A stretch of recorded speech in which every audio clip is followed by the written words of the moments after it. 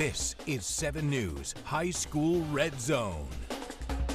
We welcome you into the season premiere of the High School Red Zone. If you've joined us from Channel 7, thanks for coming over as we get set to recap the very first night with most area teams in action. And let us start out in Duncan. The Burns Rebels hadn't played a home game in a couple of seasons. They were road warriors in 24 while a beautiful new stadium, a new Nixon Field, was built on the footprint of the old one, turned 90 degrees, so now running toward the school.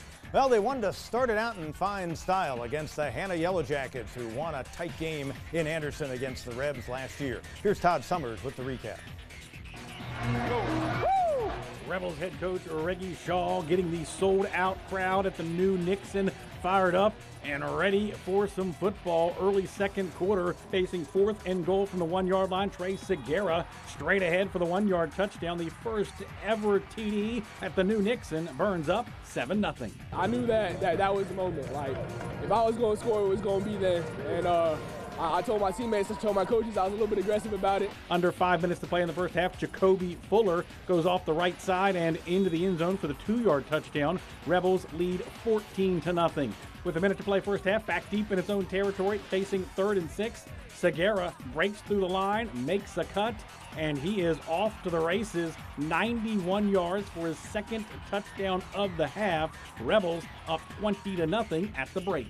I went straight at the A-gap, had to just only make one person miss, and I was gone. Midway through the third quarter from their own 1-yard line, Kane Rogers is called for intentional grounding in the end zone. That results in a safety. Jackets on the board, but down 20-2. Under 4 minutes to play in the third. Hannah quarterback Gavin Megan goes straight ahead for the 1-yard touchdown. 2-point conversion is good. Jackets cut the lead to 20-10, but Burns answers. Late third quarter, Logan Neely Haybegger connects on a 42-yard field goal. Burns extends its lead to 23-10. Midway through the fourth, Kane Rogers airs it out, and Drew Harris runs under it, keeps his balance, and goes 78 yards for the game-clinching touchdown. Burns up 30-10. Under 2 minutes to go, the Rebels defense puts it away. Nas Angren with the interception as Burns knocks off TL Hannah 30-10.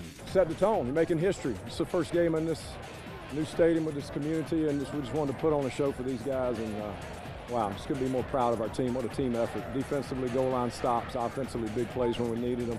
In Duncan, for the High School Red Zone, I'm Todd Summers. Well, other action involving teams from Region 2-5A. Donnie Littlejohn, Gaffney through and through, grew up in the town, played there. Longtime assistant and offensive coordinator. He's got a good one in Jaden McDowell. Gets in there and ties the game against Independence from Charlotte at 7 apiece. We're told McDowell later left the game due to an injury. Special teams, Kendaris Bailey with the punt block.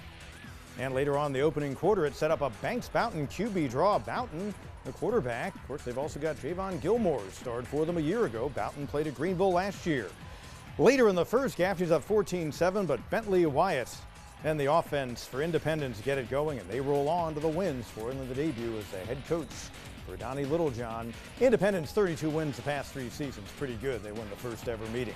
Spartanburg at home against the reigning 5A Division II champion Northwestern Trojans, who are just as good as they've been in recent years. Vikings expecting to do big things this season. Guys like Trenton Lynch, they didn't have their quarterback Trey Burke available for the game tonight. They hope he returns for next week, but that's TBD. 22-yard run for Lynch. That came in the third quarter. His team down 27-0. He's able to punch it in to cut the deficit to 27-7, but Northwestern rolls on to a 39-7 win against the Vikings. Their 17th win against 25 losses against Spartanburg.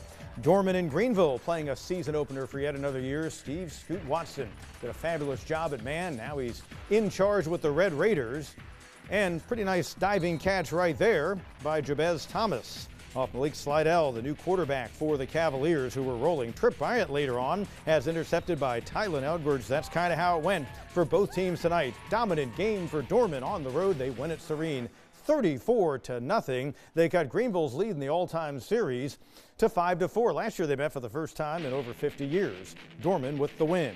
Boiling Springs and Greer going at it tonight at Dooley Field. Really good matchup between a Greer team that should contend in Region 2 4A and a Boiling Springs team that's trying to replace some key players but has shown great improvement each year under Matt Reel, the head coach. Well, Emery Logan of Boiling Springs losing the ball. Peyton Armstrong got it for Greer, the touchdown. That cut Boiling Springs' third quarter lead to 23-6. Dawson Fowler later to Samuel White. That brings them a little bit closer. Boiling Springs was up 23-12. They hang on for a 23-18 win and a really good road win to start out the season for the Bulldogs, who've won 4 in a row against the Yellow Jackets. Seneca's a team you got to keep an eye on. A lot of experience returning for them as they went at it against Powdersville tonight. And third quarter, Powdersville taking the kickoff, and Nasir Waldrop going to go coast to coast. It cuts the Seneca lead to 42-28. But back comes Amari Werner and Seneca. He's going to punch it in for a score. That extends the Bobcats lead to 49-28. He was over 1,000 yards a year ago. One of nearly 20 starters back for David Crane's team. Jamari Sprout says, I want some. That makes it 56-28. What a good road win for Seneca to start out their 4th straight in the series. They roll in Powdersville, 56-35. There was a lot of good things, but also a lot of things that, typical first game, right? Special teams mistakes, but I was proud of how the defense responded coming out of halftime. Well, Powdersville's a good team. They're a solid program. I mean, third round of the playoffs last year, won the region championship last year, just a few years removed from playing for a state championship. So anytime you play them, it's going to be a battle.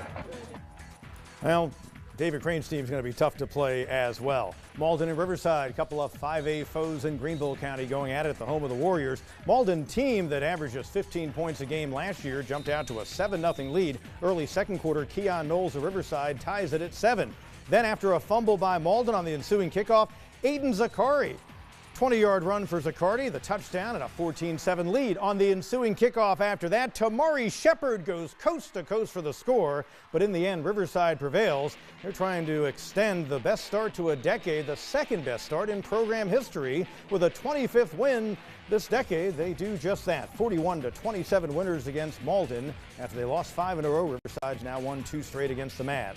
Southside entered tonight's game with 21 straight losses in their resume. The debut for A.J. Millis, their head coach, but his team fell behind 37-0 after 1 quarter at Eastside.